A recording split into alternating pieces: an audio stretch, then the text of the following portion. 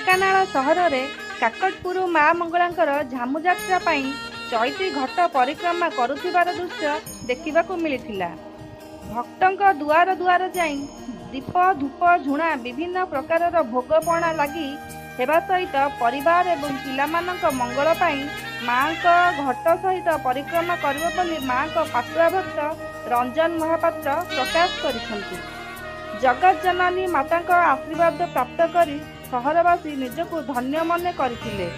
ଢେଙ୍କାନାଳ ସଦରରୁ ବିଭୁ ପ୍ରସାଦ ଶତପଥୀଙ୍କ report, rainbow media.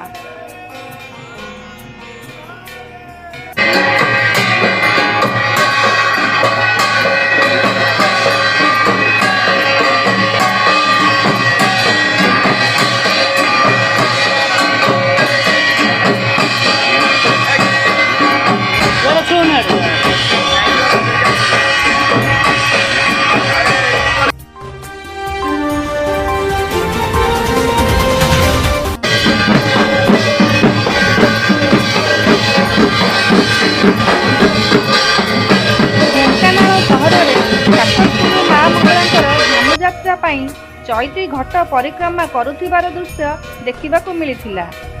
ଭକ୍ତଙ୍କ ଦୁଆର ଦୁଆର ଯାଇ ଦୀପ ଧୂପ ଝୁଣା ବିଭିନ୍ନ ପ୍ରକାରର ଭୋଗ ପଣା ଲାଗି ହେବା ସହିତ ପରିବାର ଏବଂ ପିଲାମାନଙ୍କ ମଙ୍ଗଳ ପାଇଁ ମାଙ୍କ ଘଟ ସହିତ ପରିକ୍ରମା କରିବ ବୋଲି ମାଙ୍କ ପାତୁଆ ଭକ୍ତ ରଞ୍ଜନ ମହାପାତ୍ର ପ୍ରକାଶ କରିଛନ୍ତି।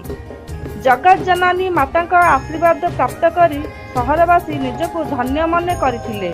ଢେଙ୍କାନାଳ ସଦରରୁ ବିଭୁ ପ୍ରସାଦ ଶତପଥୀଙ୍କ ରିପୋର୍ଟ, ରେନବୋ ମିଡିଆ।